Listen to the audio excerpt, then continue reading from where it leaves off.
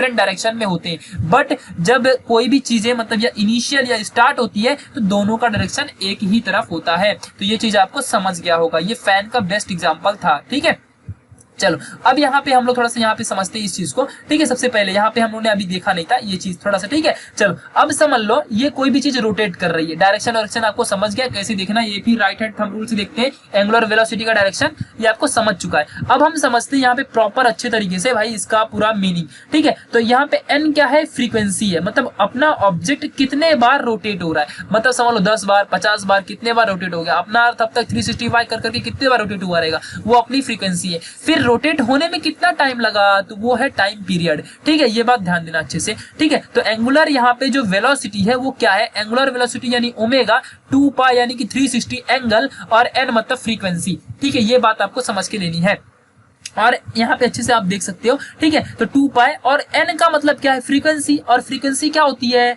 Upon 1 upon time period. ये आपने कब का पढ़ के रखा है, एन का फॉर्मूला होता है, ये याद कर लो इसको, frequency is equal to 1 upon time period. तो एन के जगह में हम लोग क्या लिख सकते हैं, 1 अपॉन टाइम पीरियड। समझ गया, तो एन के जगह में क्या आएगा, 2 पाई 1 अपॉन टी यानी कि 2 पाई बाई टी। तो 2 पाई बाई टी क्या होता है, एक और फॉर्मूला मिल गया आपको, angular velocity is equal to 2 pi by t होता है। टाइम पीरियड दिया है, एंगुलर वेलोसिटी पूछा है, तो आप फटाक से निकाल सकते हो क्योंकि 2 पाई तो कांस्टेंट वैल्यू है। ठीक है, ये आपको याद रखना है। ठीक है, तो ये एक फॉर्मूला 2 पाई एन का, अगर फ्रीक्वेंसी दिया तो 2 पाई एन, टाइम पीरियड दिया तो 2 पाई बाई टी। ठीक है, ये आपको समझ के लेना है, पढ़ के लेना है। ठीक है, चलो अब यहाँ पे थोड़ा सा और समझते हैं। अब ये बहुत इंपॉर्टेंट चीज है जो कि आपको न्यूमेरिकल में हेल्प करेगा। ठीक है, तो rotation between angular velocity and linear velocity, दोनों के बीच में रिलेशन चाहिए, रोटेशन नहीं रिलेशन, दोनों के बीच का रिलेशन, एंगुलर वेलोसिटी और लीनियर वेलोसिटी यानी कि v के बीच में और ओमेगा के बीच में रिलेशन। तो ये रिलेशन देखो यहाँ पे दिया हुआ है। ठीक है, ये आपने पढ़ा था अच्छा खासा 11th में, याद कर लो इसको फटाक से,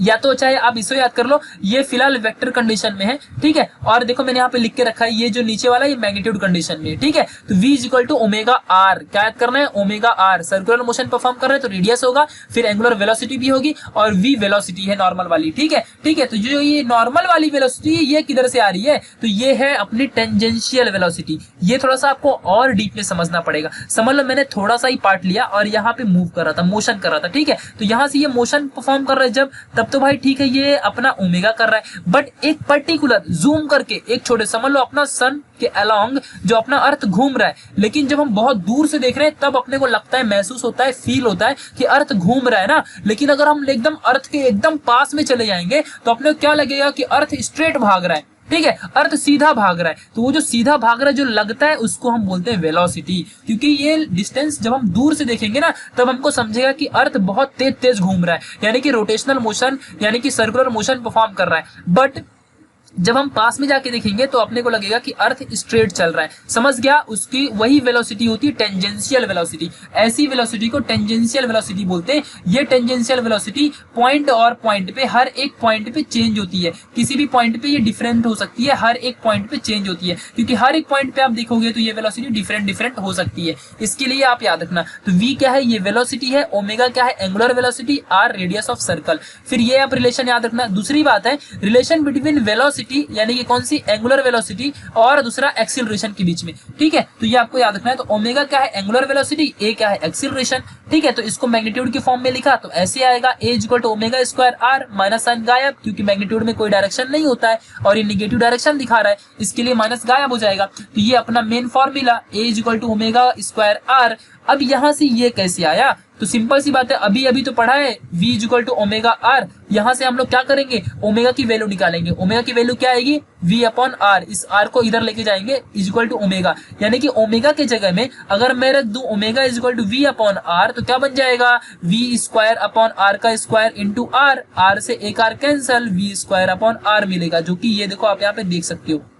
ठीक है, फिर इससे और एक फॉर्मूला बन सकता है। ठीक है, वो क्या है, अगर आप समझ लो यहाँ की वैल्यू देखो, जो यहाँ पे ये वाला फॉर्मूला, यहाँ से r की वैल्यू निकालो, r की वैल्यू क्या आएगी, r equal to v upon omega मिल जाएगा। अगर r निकालोगे तो ओमेगा को इधर भगाना पड़ेगा, तो r equal to v upon omega मिल जाएगा। अगर ओमेगा ऐसा मिल जाएगा तो r की जगह में हम क्या रखेंगे, इस फॉर्मूले में इस फॉर्मूले में क्या रखोगे, जो ये फॉर्मूला अभी आया इसमें r की जगह में क्या रखोगे, v अपॉन ओमेगा। तो v स्क्वायर अपॉन, देखो यहाँ पे ध्यान देना अच्छे से, r की जगह में क्या रख रहे हो, अपॉन क्या रख रहे हो यहाँ पे, v अपॉन ओमेगा रख रहे हो। ठीक है, अब इसको ऊपर लेके जाओगे तो यहाँ पे देखो ये v से ये v कैंसिल हो जाएगा, फिर एक v बचेगा और ये ओमेगा ऊपर गया तो v ओमेगा मिल गया। ठीक है, तो ये आपको समझ के रखना है। पहली बात इसमें पुट किया, ठीक है, फिर दूसरा वाला निकाला तो इसमें पुट किया, मतलब इसी चीज को इन दोनों में पुट करते जाना है और आपको ये दोनों फॉर्मूले मिलते रहेंगे। पहली बात v इक्वल टू ओमेगा r में से हम लोग ने क्या निकाला, ओमेगा निकाला और हमने इसमें पुट कर दिया, फिर हमने r निकाला और हमने इसमें पुट कर दिया, समझ गया, तो हमको ये मिल गया। ठीक है,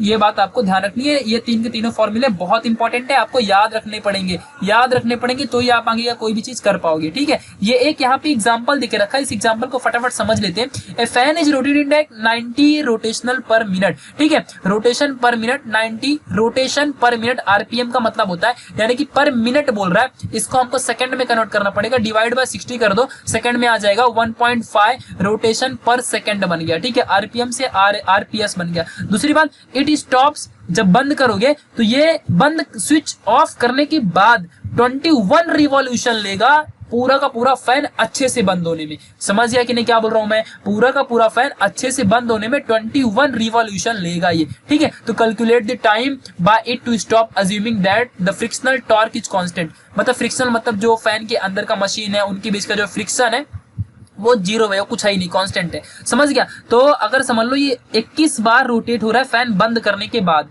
ठीक है, और नॉर्मल जब भागता है ये तो 90 के मतलब 90 बार रोटेट करता है 1 मिनट के अंदर, 1 मिनट के अंदर 90 बार रोटेट करता है, 90 टाइम्स रोटेट करता है। और जैसे ही स्विच ऑफ करोगे तो 21 टाइम्स रोटेट करेगा और स्टॉप हो जाएगा। तो फिर टाइम कितना लगा बंद होने में, स्विच ऑफ करने के बाद बंद होने में कितना टाइम लगा, ये क्वेश्चन है आपका। ठीक है, तो मैंने एन नॉट कंसिडर कर लिया 90 आरपीएम, जिसको आरपीएस यानी सेकंड में कन्वर्ट किया 1.5 या डिवाइड बाय 60 करने का आरपीएम से मिनट को सेकंड में कन्वर्ट करने के लिए।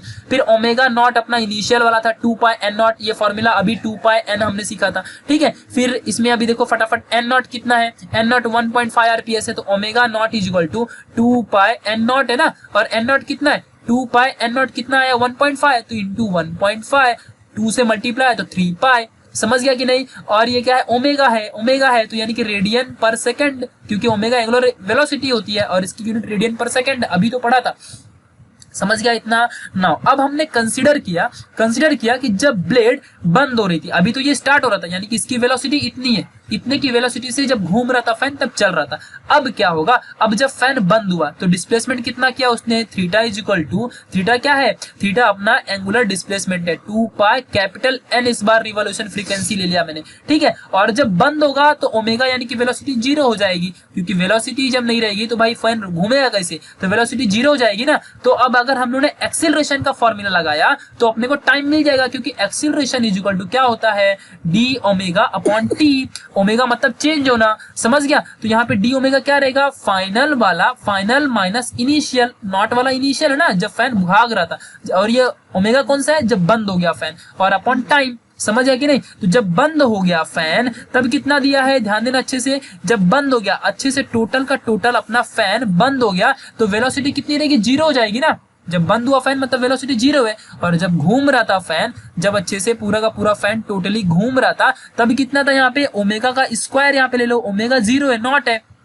समझ गया, तो यहाँ पे कितना आएगा तब 3 पाई आ जाएगा, और अपॉन में 2 थीटा, मल्टीप्लाई करो डिवाइड करो, टाइम 28 सेकंड, ये टाइम आपको यहाँ से मिल जाएगा। यानी कि 28 सेकंड में अपना 21 रिवॉल्यूशन होता है और पूरा का पूरा सॉल्यूशन मिल जाएगा। आपको बस सॉल्व करना है, इसको फटाफट कट करके सॉल्व करना, नहीं तो वीडियो बहुत बड़ी हो जाएगी, आपको समझेगा भी नहीं। तो ये था पूरा अपना जो एक एग्जाम्पल। चलो आगे बढ़ते हैं अभी डायनेमिक्स ऑफ सर्कुलर मोशन में। अब हमको अच्छे से डीप में सर्कुलर मोशन समझना है। ठीक है, तो इसके डायनेमिक्स क्या है, तो सेंट्रीपिटल फोर्स पहले समझते हैं कि ये क्या होता है। ठीक है, तो acceleration is responsible for circular motion. अगर एक्सीलरेशन हो रहा है तो वेलोसिटी होगी, अगर एक्सीलरेशन हो रहा है तो वेलोसिटी होगी, वेलोसिटी है तो फिर डिस्प्लेसमेंट होगा। ठीक है, यानी कि वेलोसिटी डिपेंड है एक्सीलरेशन के ऊपर, डिस्प्लेसमेंट डिपेंड है वेलोसिटी के ऊपर। अगर वेलोसिटी चेंज तो एक्सीलरेशन चेंज, डिस्प्लेसमेंट चेंज तो वेलोसिटी चेंज। समझ गया, या फिर वेलोसिटी चेंज तो डिस्प्लेसमेंट चेंज, मतलब वेलोसिटी बहुत इंपॉर्टेंट है। समझ गया, तो अगर एक्सीलरेशन हो रहा है तो सर्कुलर मोशन परफॉर्म होगा, क्योंकि तभी तो वेलोसिटी होगी ना, इसके लिए। समझ गया, अभी अभी हमने देखा कि रेडियल एक्सीलरेशन बहुत इंपॉर्टेंट कॉज है सर्कुलर मोशन का। ठीक है। सर्कुलर मोशन तभी होगा जब रेडियल एक्सीलरेशन होगा, और एक चीज और सीखा कि रेडियल एक्सीलरेशन होगा तभी सेंट्रीपिटल फोर्स होगा, समझ गया, या फिर कोई भी यूनिफॉर्म सर्कुलर मोशन होगा, ठीक है। तो जो रेडियल एक्सीलरेशन होता है ना, ये एक्सीलरेशन कौन सा है, माइनस ओमेगा स्क्वायर आर, और इसी के वजह से होगा सर्कुलर मोशन, ठीक है। ये बात ध्यान रखना, अभी अभी हमने पढ़ा था। और इसी अगर कोई भी सर्कुलर मोशन परफॉर्म कर रहा है तो उसके अंदर क्या होता है, अपना अच्छा खासा सेंट्रीपिटल फोर्स, ठीक है। तो सेंट्रीपिटल फोर्स, अब यहाँ पे ध्यान देना अच्छे से, क्या होता है, बहुत ही इंपॉर्टेंट है कि यहाँ पे आप इस चीज को समझो, बाकी ये अपने आप समझ जाएगा, ठीक है। तो सेंट्रीपिटल फोर्स एक फोर्स है जिसको मास इंटू एक्सीलरेशन ले सकता हूं, बट सेंट्रीपिटल फोर्स अभी यहाँ पे कहाँ पे दिख रहे हैं हम लोग, यूनिफॉर्म सर्कुलर मोशन में, और यूनिफॉर्म सर्कुलर मोशन में एक्सीलरेशन क्या होता है, एक्सीलरेशन अपना, यानी कि ये फोर्स है ना, तो इसका नॉर्मल डिफिनेशन ma होता है, बट अभी यूनिफॉर्म सर्कुलर मोशन हो रहा है, तो यूनिफॉर्म सर्कुलर मोशन में क्या होगा, एक्सीलरेशन रेडियल एक्सीलरेशन रहेगा, ठीक है। और रेडियल एक्सीलरेशन क्या होता है, ओमेगा स्क्वायर आर होता है, समझ गया, इसके लिए ओमेगा स्क्वायर आर, बट ये कब रहेगा, ये वेक्टर क्वांटिटी में रहेगा, ठीक है। अभी फिलहाल मैं मैग्नीट्यूड की बात कर रहा हूँ, नॉर्मल सा omega square r into m, ये नॉर्मल कंडीशन में। अगर यही वेक्टर में बोल दूं तो एम ये माइनस ओमेगा आर आ जाएगा ब्रैकेट में, यानी कि माइनस ओमेगा स्क्वायर आर का वेक्टर ऊपर लगेगा फिर, ठीक है। तो मैग्नीट्यूड में नॉर्मल रहेगा, ठीक है, एम ओमेगा स्क्वायर आर, लेकिन जब डायरेक्शन की बात करोगे तो यहाँ माइनस लगा देना, ठीक है। ये आपको समझ के लेना है, तो यही है मेन फॉर्मूला, ये समझ के रखना है। कैसे आया, एम ए से, एक जगह में रेडियल एक्सीलरेशन, क्यों, क्योंकि सर्कुलर मोशन होने के लिए रेडियल एक्सीलरेशन चाहिए, अभी अभी मैंने आपको बताया था, ठीक है। Without radial acceleration circular motion can not be formed, या फिर होना नहीं हो सकता है, ठीक है। चलो, तो ये था अपना कौन सा, सर्कुलर मोशन का सेंट्रीपिटल फोर्स। सेंट्रीपिटल फोर्स का फॉर्मूला क्या मिला, एम ओमेगा स्क्वायर आर, ठीक है। ये माइनस में कब, यहाँ पे जब आप डायरेक्शन लगा रहे हो, डायरेक्शन नहीं लगाऊंगा तो एम ओमेगा स्क्वायर आर आ जाएगा, ठीक है। अब आप बोलोगे हमने 10th में या 11th में पढ़ा था m v square upon r होता है, तो ये क्या, और ये डिफरेंस है क्या, डिफरेंट बिल्कुल भी नहीं है। अभी मैंने आपको एक फॉर्मूला दिया था ना, v is equal to omega r का relation between angular displacement, angular velocity and and normal velocity. तो अब यहाँ पे क्या करोगे, omega is equal to v upon r, इसमें पुट कर दो, तो ओमेगा का यहाँ पे v square upon r square, r r से r cancel, m v square upon r, मिल गया ना, सेम सेम, ठीक है। तो ये आपको समझ जाएगा, ठीक है। तो ये बहुत ही इंपॉर्टेंट पॉइंट है, इसको आपको समझ के लेना है, m v square upon r, ये भी सेम है सेंट्रीपिटल फोर्स, और ये भी फॉर्मूला सेम है सेंट्रीपिटल फोर्स का, ठीक है। चलो आगे बढ़ते हैं, अभी हम लोग सेंट्रीफ्यूगल फोर्स के बारे में समझते हैं कि भाई सेंट्रीफ्यूगल फोर्स क्या होता है, ठीक है। तो सेंट्रीपिटल फोर्स में जो डायरेक्शन होता है किसी भी चीज का, वो सेंटर के टूवर्ड्स होता है। सर्कुलर मोशन हो रहा है, ये सेंटर है, इसके टूवर्ड्स इसका डायरेक्शन रहेगा। इसके पहले भी मैंने बहुत बार आपको ये चीज दिखाई है, ठीक है, पहले वाले स्लाइड में आपने देखा होगा। तो अब इसमें क्या होता है, फोर्स जो होता है away from centre, centrifugal force में।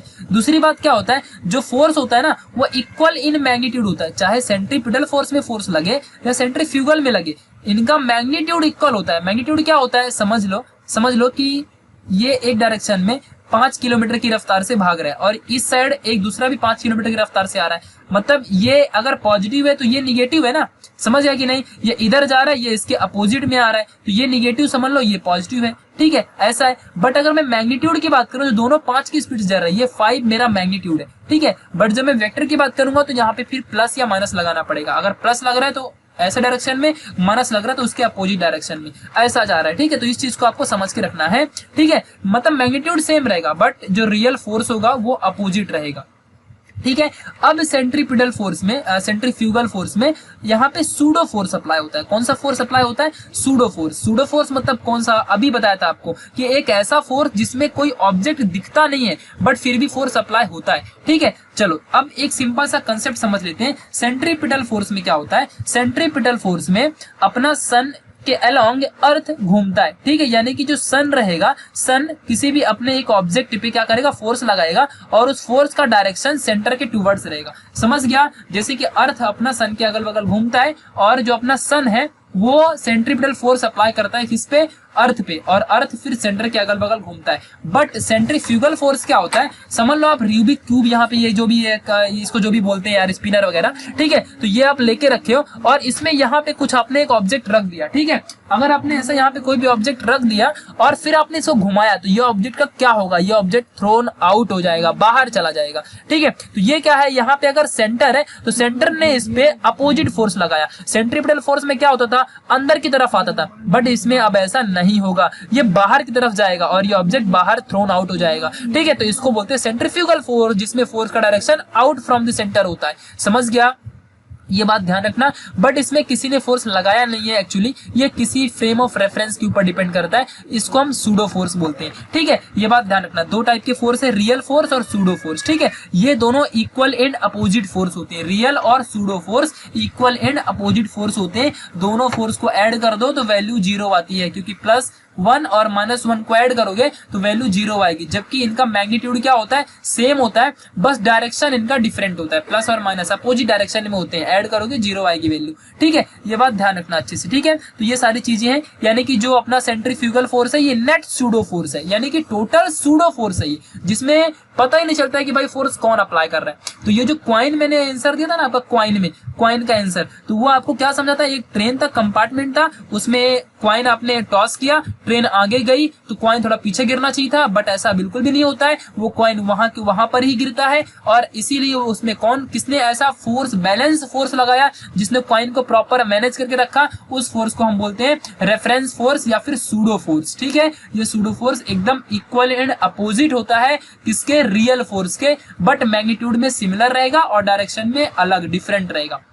सूडो फोर्स का डायरेक्शन नेगेटिव रहेगा। ठीक है, ये बात आपको समझ के लेनी है। ठीक है, यहाँ पे आप इसको माइनस लगाना पड़ेगा क्योंकि ये सूडो फोर्स है। ठीक है, तो यहाँ आप माइनस लगा देना क्योंकि ये सूडो फोर्स है, फिर प्लस माइनस माइनस, और ये रियल फोर्स mv²r रहेगा, और ये सूडो फोर्स -m²r, क्योंकि ये सूडो फोर्स है और ये रियल फोर्स है। रियल फोर्स मतलब सेंट्रीपिटल फोर्स। ठीक है, और सूडो फोर्स मतलब सेंट्रीफ्यूगल फोर्स। समझ गया, इन दोनों को ऐड करोगे 0 वैल्यू आती है। रिजल्टेंट वैल्यू जो आएगी, रिजल्ट वैल्यू, रिजल्टेंट मतलब रिजल्ट, फाइनल डिसीजन, आंसर, वो क्या रहेगा, 0 रहेगा। समझ गया, इस बात को आपको समझ के रखना है। तो सूडो फोर्स क्या होता है, निगेटिव फोर्स एकदम, बट एकदम मैग्नीट्यूड में सिमिलर, वैल्यू सेम आएगी, चाहे वो सेंट्रीपिटल की हो चाहे सेंट्रीफ्यूगल की हो। बस डिफरेंस इतना रहा करेगा कि सेंट्रीफ्यूगल का आंसर हमेशा माइनस में रहेगा और सेंट्रीपिटल का आंसर प्लस में रहेगा। ठीक है, तो सेंट्रीपिटल फोर्स क्या है, एकदम कोई भी जिसका मैग्नीट्यूड और कोई भी मतलब डायरेक्शन सेंटर के टुवर्ड्स हो। ठीक है, और सूडो फोर्स क्या होता है,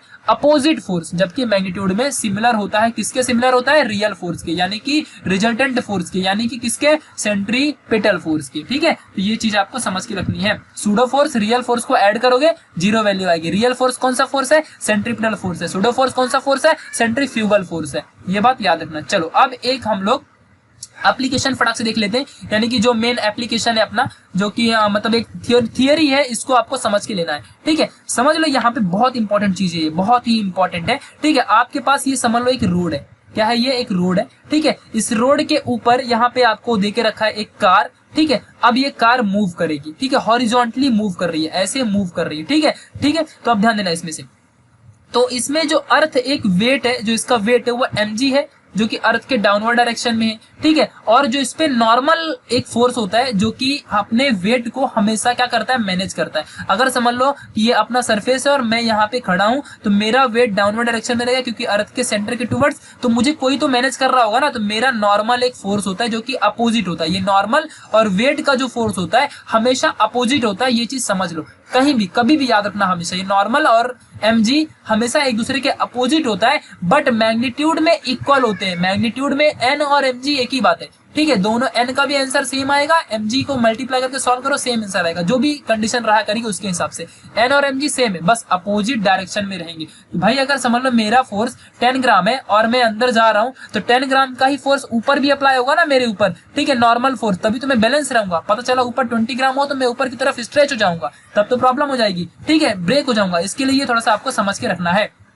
ठीक है, चलो, तो यहाँ पे ये क्या है, n है नॉर्मल, जो कि इक्वल एंड अपोजिट रहेगा वेट के। और दूसरा है, कार चल रही है तो टायर और रोड के बीच में फ्रिक्शनल फोर्स क्रिएट होगा। आपने अच्छे से पढ़ा है फ्रिक्शनल फोर्स क्या होता है। ठीक है, मतलब फ्रिक्शन, ये टायर है और टायर के बीच में रोड है, इसके बीच में जो भी फ्रिक्शन क्रिएट हो रहा है, ये फ्रिक्शनल फोर्स को Fs से दिखाया है, स्टैटिक फ्रिक्शन करके दिखाया है। ठीक है, ये बात आपको समझ में लेनी है। ठीक है, तो Fs क्या है, ये एक स्टैटिक फ्रिक्शन है, ये स्ट्रेट जा रहा है अच्छे से। ठीक है, इसको आपको समझ के लेना है। और ये r एक डिस्टेंस है जस्ट, और कुछ नहीं। ठीक है, तो आपको समझना है। अब यहाँ पे देखो कितने टाइप के फोर्स अप्लाई हो रहे हैं। पहला है वेट अप्लाई हो रहा है, जो कि वर्टिकली डाउनवर्ड है। दूसरा, इसमें मतलब आपको ये डायग्राम बनानी है और यहाँ पे लेना है theoretical proof, forces acting on car car में टोटल कितने फोर्स एक्ट हो रहे हैं। आपकी टेक्स्ट बुक में ये देखोगे ना, आपको बिल्कुल नहीं समझेगा। यहाँ से आप फटाफट पूरा आंसर निकाल सकते हो।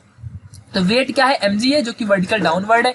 दूसरा फोर्स कौन सा है, नॉर्मल रिएक्शन, जो कि अपवर्ड डायरेक्शन में है और वेट को बैलेंस कर रहा है। ठीक है, दूसरा फोर्स, तीसरा फोर्स क्या है, फोर्स ऑफ फ्रिक्शन है, जिसको स्टैटिक फ्रिक्शन बोल सकते हो। ठीक है, नाउ हियर अभी फ्रॉम इस डायग्राम से n और अपना mg दोनों इक्वल एंड अपोजिट है, मतलब मैग्नीट्यूड सेम है, यानी कि mg is equal to n रहेगा। दूसरा static friction, static frictional force जो होगा ये एग्जैक्टली सेंट्रीपिटल फोर्स के बराबर रहेगा। कितना बराबर रहेगा, एग्जैक्टली सेंट्रीपिटल फोर्स के बराबर रहेगा। आपको ये लग रहा होगा कि ये रोड है, लेकिन ये एक ऐसा एक टाइप का हॉरिजॉन्टल रोड है। हॉरिजॉन्टल रोड बोलने का मीनिंग है कि एक ऐसा सर्कुलर टाइप की रोड है। आपने ऐसी देखी भी होगी घुमावदार, जैसे पहाड़ के एरिया में जाओ, ऐसा घुमावदार, एक ऐसा, मतलब समझ लो कि एक ऐसा हॉरिजॉन्टल रोड है, मतलब एक सर्कुलर टाइप की, ऐसा एक हॉरिजॉन्टल रोड है। ठीक है, तो अगर समझ लो यहाँ पे कोई भी कार ऐसी जा रही है, समझ लो कोई भी कार ऐसा यहाँ पे जा रही है, तो फिर मैं इसको एक सेंटर समझूंगा और यहाँ पे ऐसा मूव कर रहा है, तो यहाँ पे सेंट्रीपिटल फोर्स अप्लाई होगा, क्योंकि कार का डायरेक्शन सेंटर के टुवर्ड्स रहेगा। समझ गया, तो ऐसा है ना यहाँ पे। तो frictional force is equal to centripetal force, और सेंट्रीपिटल फोर्स क्या होता है, mr ओमेगा स्क्वायर। ठीक है, बट अभी हम इसको v के फॉर्म में कन्वर्ट करेंगे, तो एम आर ओमेगा है ना, तो v is equal to omega r. अभी समझा था relation between angular velocity and normal velocity. ठीक है, तो v is equal to omega r है। यहाँ पे मैं क्या करूंगा, ओमेगा की वैल्यू निकाल के v अपॉन आर, ये वैल्यू को पुट करूंगा यहाँ पे ओमेगा की जगह में, तो ये r से एक r कैंसल, क्योंकि ओमेगा की जगह में जब v अपॉन आर पुट करूंगा तो v square upon r square हो जाएगा, r कैंसल, जब r कैंसल तो v स्क्वायर अपॉन आर बन जाएगा। v स्क्वायर अपॉन आर यानी कि जो अपना स्टैटिक फ्रिक्शनल फोर्स है is equal to mv square upon r बन जाएगा। ठीक है, नाउ अभी ये इक्वेशन नंबर हमने इसको 1 दिया था, तो फ्रॉम इक्वेशन नंबर 1 यहाँ पे देख लो फटाक से, फ्रॉम इक्वेशन नंबर 1 यहाँ पे अगर मैं m की वैल्यू निकालूं तो m इज इक्वल टू मुझे क्या मिलेगा, n अपॉन g मिल जाएगा। और यहाँ पर भी अपने को m दिया हुआ है, तो इस m के जगह में मैं यहाँ पुट कर दूंगा n अपॉन g। ठीक है, तो n अपॉन g जैसे ही पुट करूंगा तो into v square upon r, ये पूरा वैल्यू है। ठीक है, यहाँ से आपको समझ गया होगा m is equal to n अपॉन g। ठीक है, नाउ ये g और r को मल्टीप्लाई करके एक साथ रख दिया। ठीक है, साइड में समझ गया होगा आपको। नाउ अभी क्या होएगा, यहाँ पे ध्यान देना अच्छे से, ये fs है और इस n को नीचे ला दिया, तो n को नीचे ला तो fs अपॉन n बन गया is equal to v square upon r g, ये मिल गया। नाउ अब तो ये आपको समझ गया होगा, बट अब एक चीज और समझनी है। अगर समझ लो ये जो यहाँ पे पूरा देके रखा है, यानी कि नॉर्मल फोर्स ये इंक्रीज होगा तो फ्रिक्शनल फोर्स भी इंक्रीज होता है। ऐसा कैसे, इसीलिए इस कंडीशन के अकॉर्डिंग जो आपने पढ़ा होगा फ्रिक्शनल फोर्स के टाइम पे, अगर नॉर्मल फोर्स इंक्रीज होता है तो फ्रिक्शनल फोर्स भी इंक्रीज होता है, इसीलिए एक दूसरे के डायरेक्टली प्रोपोर्शनल है। एन इंक्रीज तो फ्रिक्शनल फोर्स इंक्रीज। समझ गया, ये बात ध्यान में रखना अच्छे से। अगर जो नॉर्मल फोर्स है ये इंक्रीज होगा तो फ्रिक्शनल फोर्स भी इंक्रीज होगा।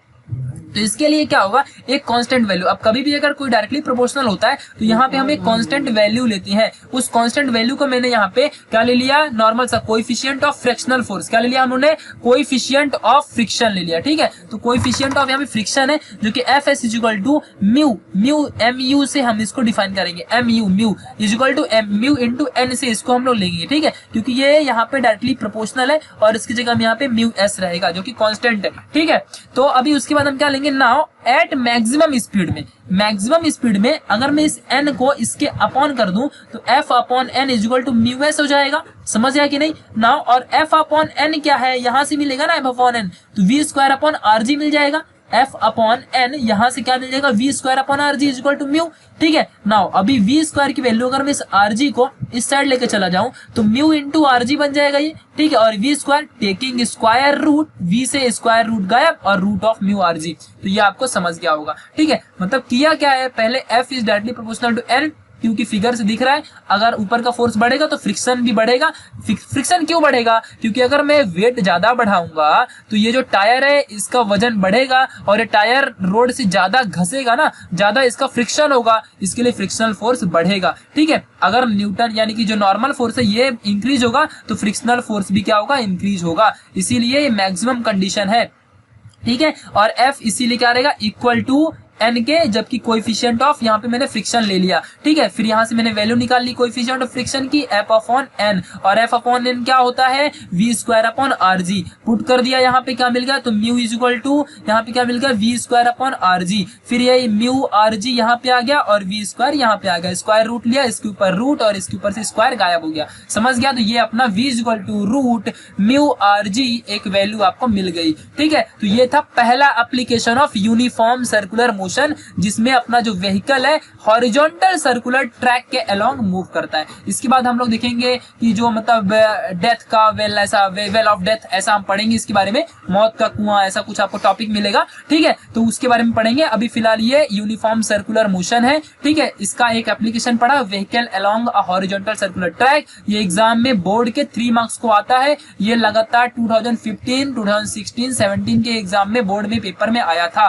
ठीक है। ये बात आपको ध्यान रखनी है, जिसमें आपको प्रूफ करना है v is equal to root of mu r g. कैसे प्रूफ करना है आप समझ चुके हो। पहले mg is equal to n लेने का, फिर अपना सेंट्रीपिटल फोर्स फ्रिक्शनल फोर्स के इक्वल, यहाँ से fs is equal to mv square upon r निकाला, पुट किया n is equal to mg की वैल्यू में से m निकाल के वैल्यू यहाँ पे पुट कर दिया, fs अपॉन n is equal to v square upon rg मिल गया। फिर यहाँ पे हमने इसको ये सॉल्व किया, जो अपना स्टैटिक फ्रिक्शन है directly proportional to normal force, फिर इज इक्वल टू यहाँ पे म्यू आ जाएगा, म्यू यानी कि coefficient of friction into n, coefficient of friction की वैल्यू निकाली एफएस अपॉन एन, फिर एफएस अपॉन एन क्या बन जाएगा, देखो यहाँ पे एफएस अपॉन एन क्या मिल जाएगा, ये मैक्सिमम पॉइंट के लिए देख रहे हैं ना हम लोग, तो एफएस अपॉन एन क्या मिल जाएगा, यहाँ पे है v square upon r g, इसकी वैल्यू यहाँ से फटक से निकाल के यहाँ पे पुट कर दी, पुट की तो यहाँ से वी की वैल्यू निकाल सकता हूँ ना, v is equal to mu r g, square root लिया तो root of mu r g, समझ गया। तो ये बहुत ही चिंदी सा टॉपिक था, इतना सा कंसेप्ट था इसका टोटल, ठीक है। अब तक आपने जो भी पढ़ा, ठीक है, उसको अच्छे से आप लोग प्रॉपर मेंटेन करके रखिए, याद करके रखिए। नेक्स्ट लेक्चर में अच्छे से हम लोग पढ़ेंगे आगे का टॉपिक और भी बड़े बड़े एप्लीकेशंस,